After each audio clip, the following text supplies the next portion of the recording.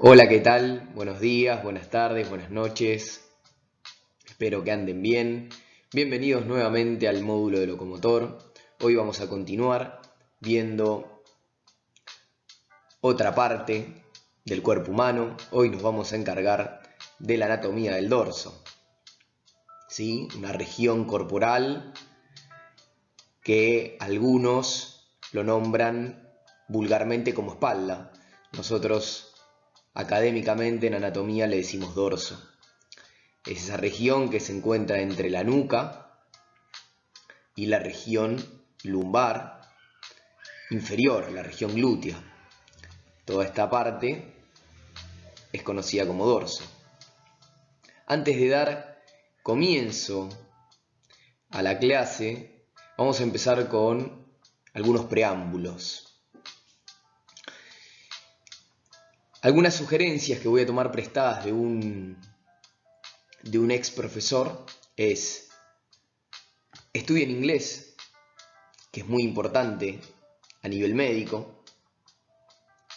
Lean alguna novela, alguna obra teatral o algo que no esté relacionado con medicina. Hay una frase célebre que dice: el que solo sabe de medicina, ni de medicina sabe. Así que, por más que estén en primer año y uno quiera aprender lo máximo posible, querer saber todo, eso es algo un poco utópico, pero bueno, sin ir más lejos, hay que estudiar, pero también hay que hacer otras cosas. Ahora sí, podemos iniciar con la clase. Los objetivos de esta clase son los siguientes: conocer los músculos que se encuentran en el dorso del cuerpo humano, determinar las inserciones de los mismos para justificarlos, esto es, cuando estamos frente a quien nos evalúa y queremos asegurarnos que es el músculo tal, nos acercamos al lugar de inserción para justificarlo. Ya más adelante vamos a ver ejemplos. Aprender los puntos móviles de cada uno de ellos nos proporciona entender los movimientos que generan. Esto quiere decir que los músculos en su gran mayoría tienen dos inserciones: una inserción proximal y una inserción distal. La inserción proximal es el punto fijo, mientras que la inserción distal es el punto móvil. Y esto nos da la pauta nuevamente luego del movimiento que van a generar. Y por último, distinguir los diferentes planos para luego reflexionar sobre su importancia clínica.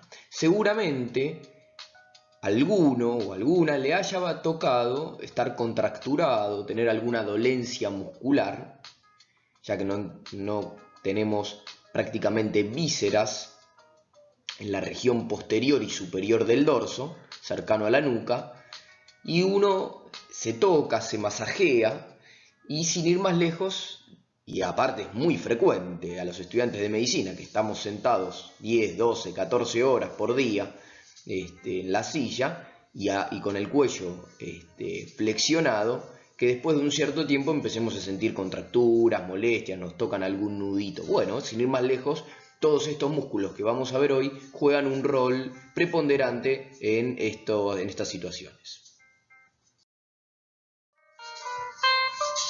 Los planos que encontramos en el dorso son alrededor de 4, pero hay algunos autores, como Testud, que menciona un plano aún más profundo, pero no de una manera explícita, o sea, no dice que haya un quinto plano, sino que menciona un grupo muscular que es más profundo, en el cual en esta clase no vamos a ahondar. Lamentablemente tiene poca relevancia a nivel práctico, ya que es difícil de disecar y no se puede lograr ver con claridad, por ende a veces presta confusión. Al final de la clase vamos a mencionar algunos para que tengan una idea cuando se encuentren en el libro con estos músculos, pero sepan que los que vamos a mencionar en esta clase son los más importantes. Vamos a comenzar por el más superficial y nos vamos a dirigir hacia el más profundo. Esto es El más superficial, en términos académicos estrictos, es el más posterior.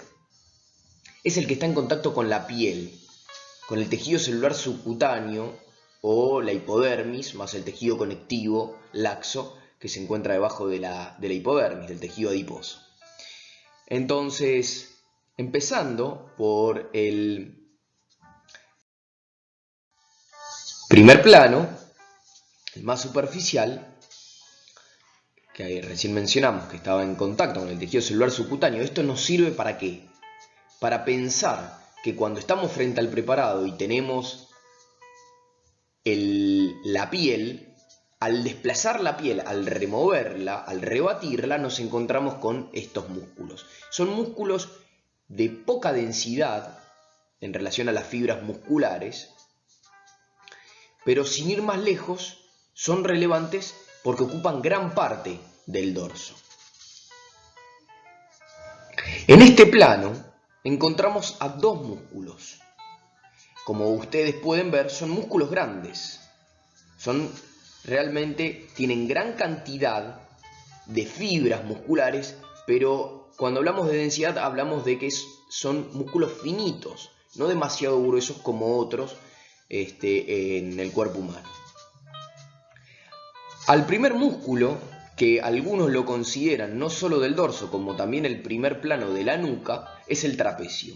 Trapecio, su forma triangular, su forma trapezoidal, le otorga el nombre, ¿no? En la anatomía es una ciencia muy sencilla, hay que reflexionar muy bien el porqué de los nombres para luego comprender lo que estoy viendo, porque justamente las estructuras son llamadas en relación a su forma o en relación a su lugar o donde se encuentran, ¿sí? Esto lo vamos a mencionar en todas las clases porque es una manera de entender y no de estudiar de memoria, sino decir, bueno, si este tiene forma de trapecio, o sea, tiene forma triangular, bueno, es el músculo trapecio, ¿sí? En ese sentido no hay mucho más para explicar.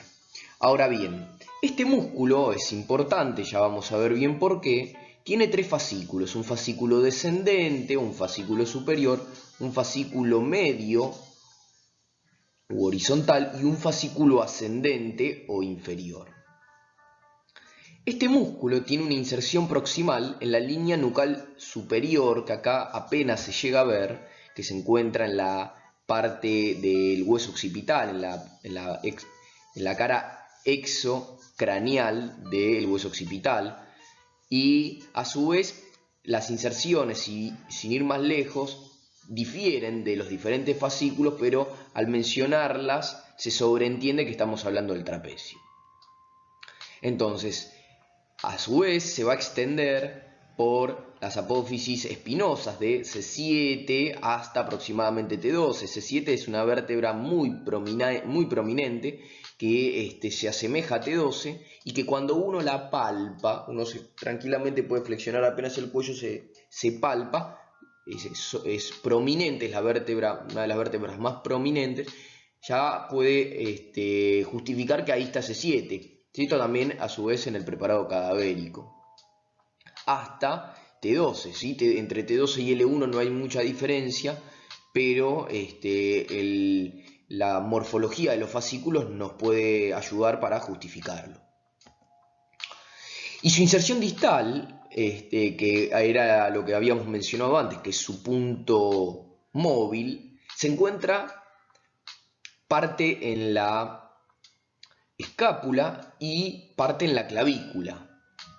Entonces, en la escápula se va a insertar en el acromion y en la espina de la escápula, ¿sí? La espina de la escápula es tanto el acromion como la espina de la escápula es palpable, ¿sí? No así con la apófisis coracoides, ¿sí? No se puede palpar, es muy profunda, entonces uno tranquilamente se puede masajear o se puede palpar el trapecio, justamente porque encuentra el acromion y la espina de la escápula.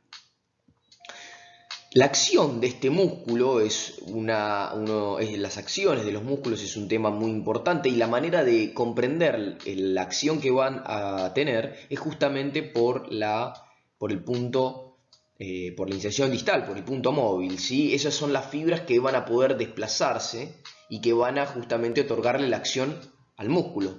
Entonces va a elevar, retraer y rotar a la escápula, ¿sí? La escápula tiene un movimiento de báscula, entonces la trae. Ustedes si agarran una escápula y ponen la mano en la cara posterior de la escápula, haciendo que son el trapecio, poniendo los dedos donde se inserta el trapecio y flexionando los dedos, claramente van a poder entender el movimiento, ¿sí? El movimiento no es más que eso, va a elevar de cierta manera la escápula. Cuando uno en el gimnasio se dice hace hombros o hace trapecio, elevar los hombros, ¿sí? Es gracias a que el trapecio se contrae.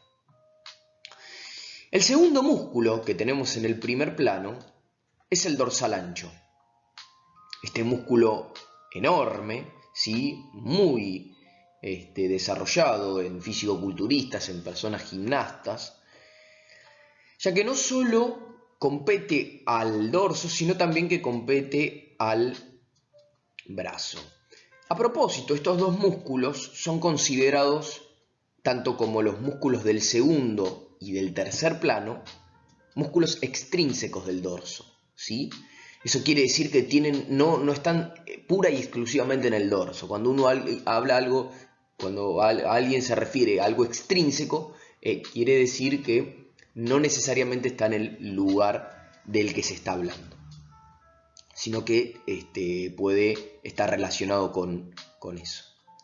Muy bien, el dorsal ancho tiene una inserción proximal, ¿sí? En la masa toracolumbar, en las apófisis espinosas de T6, que acá prácticamente no se ve, se superpone con el trapecio, hasta L5, algunas vértebras o algunas apófisis espinosas de las vértebras que conforman el sacro, ¿sí? La cresta ilíaca, otra estructura ósea que es palpable, o sea que uno se la puede palpar, y se va a extender hasta las costillas, o sea, va a algunas fibras musculares, se van a insertar en las costillas 10, 11 y 12, para luego insertarse finalmente en el húmero, ¿sí? Esto es algo importante porque permite el movimiento del brazo, más precisamente en el surco intertubercular.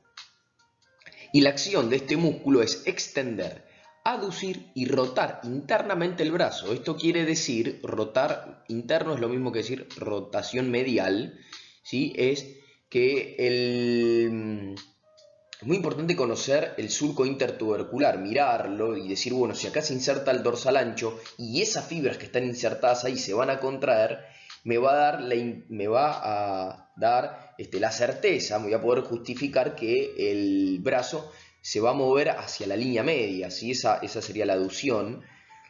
Luego la rotación interna, porque sin ir más lejos, más allá de que no es solo un músculo el que participa de estas acciones, sino un conjunto de ellos que generan el movimiento, pero ellos proporcionan o facilitan que se pueda realizar el movimiento. Entonces, no es que la extensión del brazo es propia del dorsal ancho, sino que contribuye al movimiento tal.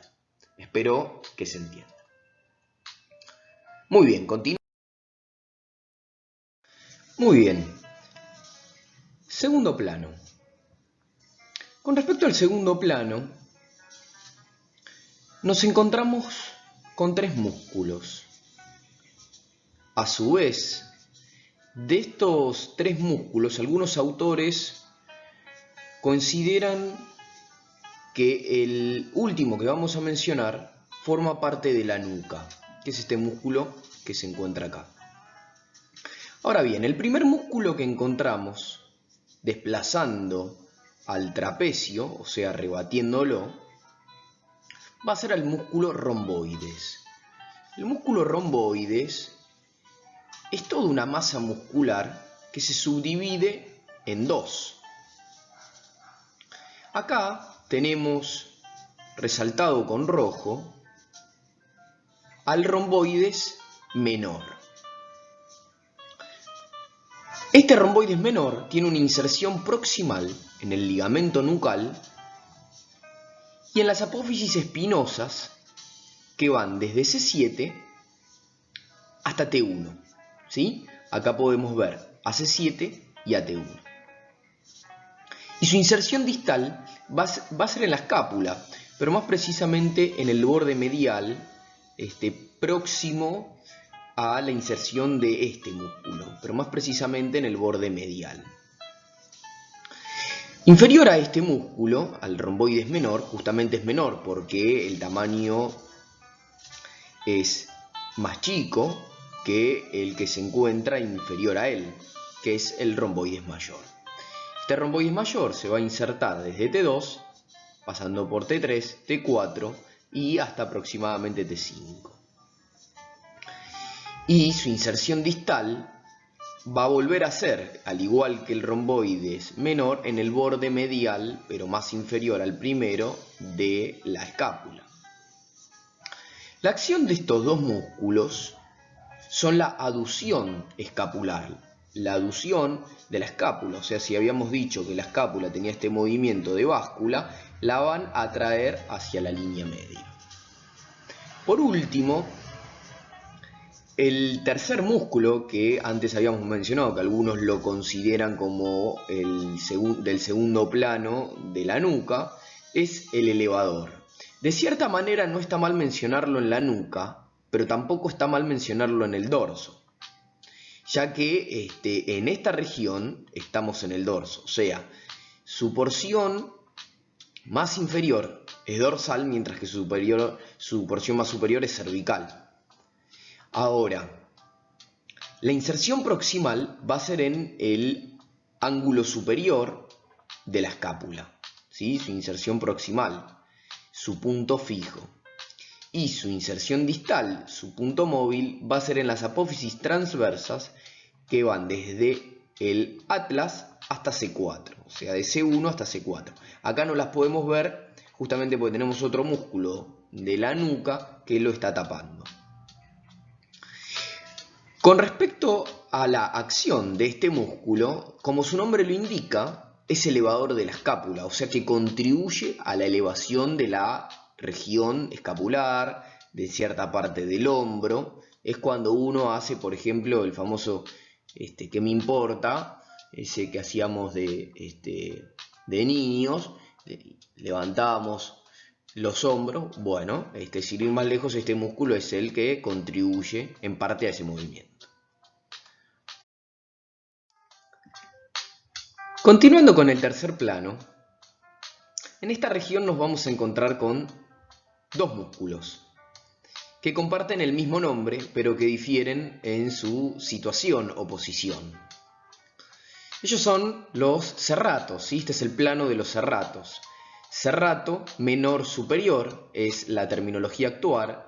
Antes se le decía serrato posterior superior. Y piensen ustedes que en anatomía, como en la gran mayoría de las materias, hay excepciones y hay analogías. Entonces, si uno piensa que hay un serrato menor, es probable que haya un serrato mayor. Si hay un serrato posterior, es probable que haya un serrato anterior. Esto tanto como para la medicina como para otros ambientes es en el 99% de los casos. O sea, no es siempre, no es que siempre hay lo contrario a lo que estoy mencionando. Entonces, empezando por este músculo, cuya inserción proximal reside en el ligamento nucal, este filamento ligamentoso que se desprende de la línea nucal inferior hacia las apófisis espinosa, y de las mismas, pero de C7 a T3, encontramos también parte de la inserción proximal de este músculo. No obstante, está bueno aclarar que serrato viene de serratus en latín, de serrucho, ¿sí? Cuando vean un musculito que tiene forma de serrucho, porque uno a veces en las imágenes lo ve muy lindo, los atlas están perfectamente dibujados y realmente hace que sea la anatomía deleitable, pero cuando uno se acerca al preparado parece que todo es una misma masa muscular. y que no existe ni el serrato, ni el romboide, son todos iguales. Es difícil, cuesta, por eso uno tiene que con precisión y con delicadeza ir con la pinza de disección a las inserciones para decir que está el músculo, ¿sí? Seguir la dirección de las fibras musculares nos va a permitir justificar también qué tipo de músculo es. A su vez, el serrato menor se va a insertar distalmente en las costillas, la costilla número 2, número 3 y número 4. ¿Sí? Se puede extender hasta la costilla número 5 también. Y su acción es importante. Es considerado un músculo elevador de las costillas, un elevador costal, ¿sí? Esto tiene importancia en la ventilación, entre paréntesis, o sea, vulgarmente respiración, porque justamente es un músculo inspirador. Cuando uno inspira, las costillas se elevan. El análogo que se encuentra inferior, que es el serrato menor inferior, tiene su inserción proximal en las apófisis espinosas de T11 a aproximadamente L2. Y su inserción distal va a ser en las costillas 9, 10, 11 y 12. ¿Sí? Tanto la 11 como la 12 son las flotantes y la 10 forma parte de las costillas falsas. La acción es diferente al del serrato menor superior, ya que deprime las costillas, ¿no? Porque si uno contrae esta región del músculo, las costillas descienden. Esto sucede en la expiración. El último plano de los músculos dorsales son los músculos propiamente dichos del dorso, los músculos intrínsecos, ¿sí? Solamente residen en el dorso, si no se disparan, no se alejan de esta región y se van para otro lado, como hacían el trapecio y el dorsal ancho, por ejemplo. En número de 3 y mencionados a modo de memoria o de memotécnica, de medial a lateral, tenemos al espinoso, antes llamado epiespinoso. A mí me gusta mencionar a veces la terminología antigua, porque la terminología antigua me parece que era un poco más simple que la de ahora. Y si antes se llamaba epiespinoso, no había tanto, o sea, uno se ponía,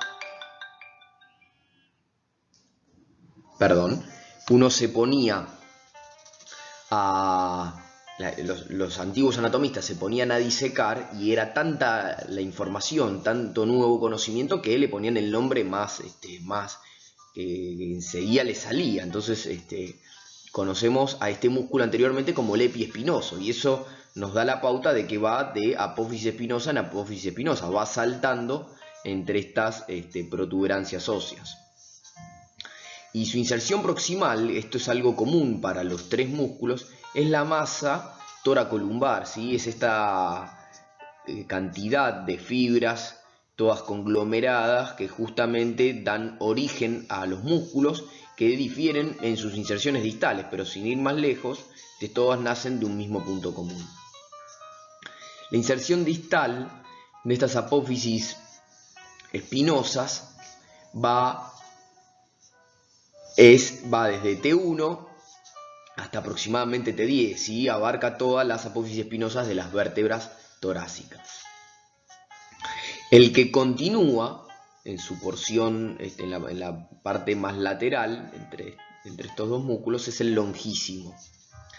El longísimo del dorso nace en la masa toracolumbar y se inserta distalmente en las apófisis transversas desde L1 a L5 a esta altura, o sea que es muy poco probable que se pueda llegar a ver, y a nivel cervical se va a continuar con el longísimo de la cabeza, que es este músculo que vemos acá, ¿sí? Que va a continuarse hacia la región de la nuca. Por último, el músculo más lateral es el iliocostal. Recuerden no quemarse la cabeza con las inserciones y todo eso, porque son alrededor de 650 músculos que tiene el cuerpo humano. y razonen con los nombres, ¿sí? Iliocostal va a ir de la región ilíaca hacia las costillas, ¿sí? Eso sería indiscutible porque su nombre así lo indica. Entonces podemos observar que también van a ser como los predecesores y se va a desplazar desde la costilla 4 hacia la última costilla, hacia la costilla número 12. Continuándose con este que tenemos aquí, que es el iliocostal, tanto dorsal como cervical. Algunos mencionan un iliocostal lumbar, otros dorsal y otro cervical. Estos músculos, que no los mencioné en la diapositiva anterior, son los conocidos como músculos erectores de la columna. Son cuando uno está, después de muchas horas de estudio, cansado y con la columna torcida, inclinado hacia adelante, dice, no, enderecemos la columna. Bueno, estos músculos participan de eso. Muy bien, y a modo de conclusión, podemos mencionar que la cantidad de planos son 4, que los músculos son relevantes desde el ámbito médico, ya que suelen presentar, entre paréntesis, en estudiantes de medicina, contracturas y o dolencias. Diferentes inserciones de cada uno de ellos nos condiciona la función, ¿sí? O sea, dónde está va a determinar la función, ¿sí? Es muy poco probable que el iliocostal levante el muslo, ¿no? Ya que está en otra parte del cuerpo, entonces por eso es bueno conocer dónde está para comprender la función. Las acciones que generan competen tanto al dorso y nuca como al miembro superior. Habíamos mencionado que los dos primeros músculos están relacionados con parte del miembro superior y que eso influye en la función del mismo. Por último, les dejo acá la bibliografía utilizada para que consulten si quieren ahondar más en el tema. Les dejo mi mail para que me consulten, me pregunten alguna duda o directamente me sugieran las inquietudes que puedan llegar a tener. Ahora sí, muchas gracias y éxitos. Estudien, hay que estudiar, estudien mucho, estudien todo lo que puedan y no aflojen. Siempre con vehemencia y con esfuerzo se consiguen las cosas. Por último, les dejo un cuestionario autoevaluador para que cuando estén tranquilos puedan contestar y se pongan a prueba de todo esto que vieron. Muchas gracias nuevamente.